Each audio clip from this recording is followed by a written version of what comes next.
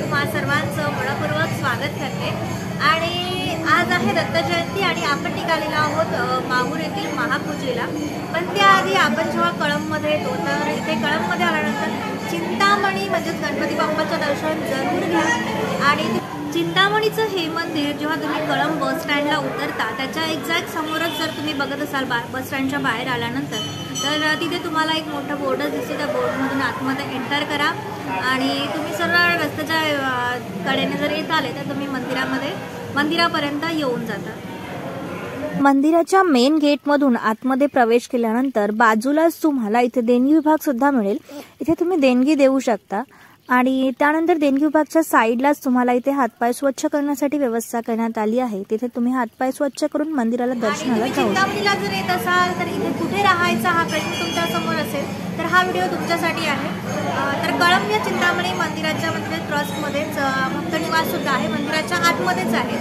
तर अतिशय कमी किमतीत आहे, फक्त 200 रुपयामध्ये आम्हाला रूम मिळालेली आहे। आम्ही 4 जण होतो, म्हणजे प्रति माणसी आम्हाला फक्त 50 रुपयामध्ये रूम पडली आहे। माझ्या पाठीमागे हे मंदिर आहे आणि हा माझ्या पाठीमागे जो बघत आहात हाच आपला भक्त निवासाचा ओपन पोर्च आहे, ते रूम आहे। अतिशय सुंदर आहे, स्वच्छ आहेत, काहीही प्रॉब्लेम नाही आहे, मंदिराच्या आवारामध्येच आहे।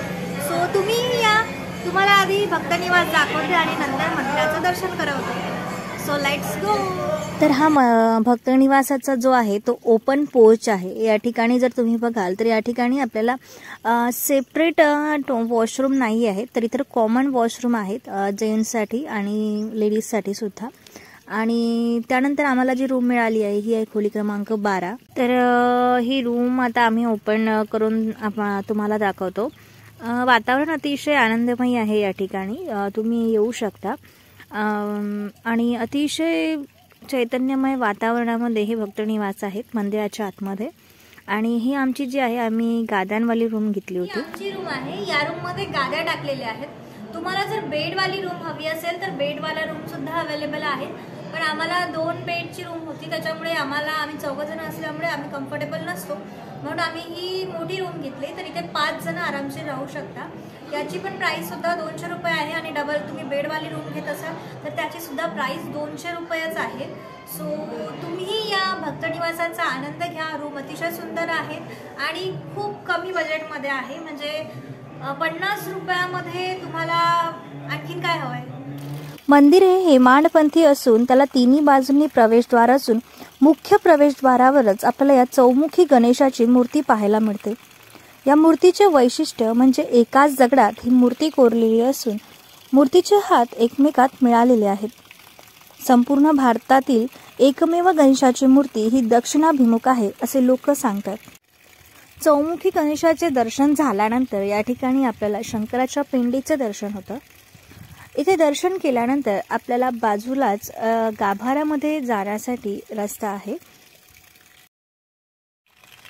पुरातन काळातील प्रत्यक्ष इंद्राने येथील मूर्तीची स्थापना केल्याचं गणेश पुराणात सांगितलं आहे।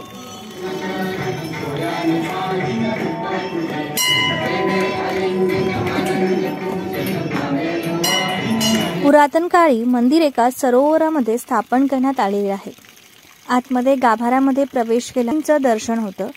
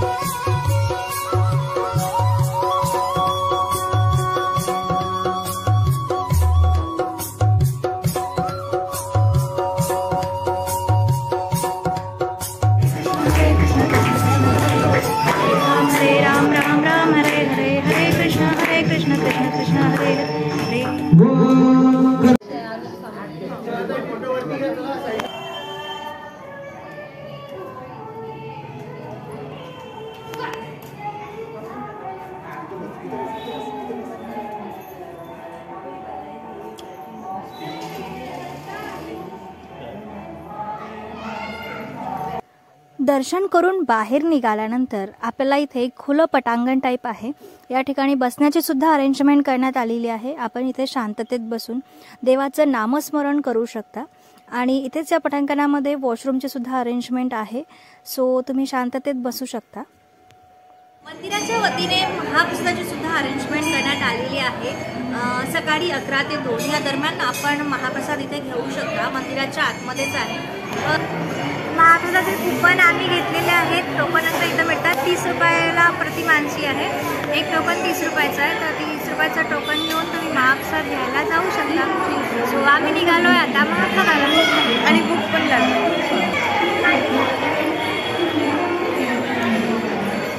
इथे सगळे रेडी आहे महाप्रसाद घेण्यासाठी.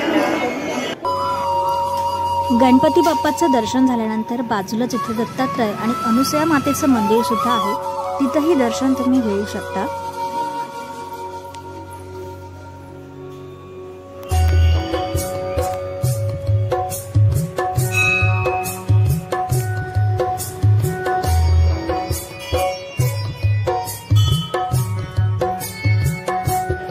आणि इथले दर्शन झाल्यानंतर आपण इथेच काही दुकानं जे आहेत त्या दुकानामध्ये शॉपिंगचा आनंद घेऊ शकता.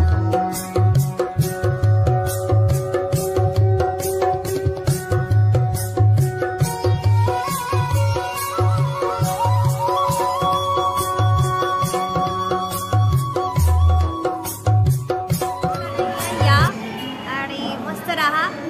गणपती बाप्पाचं दर्शन घ्या आणि इथून नंतर समोर माहूरच्या प्रवासाला लागेल. पुढील भागामध्ये. So bye.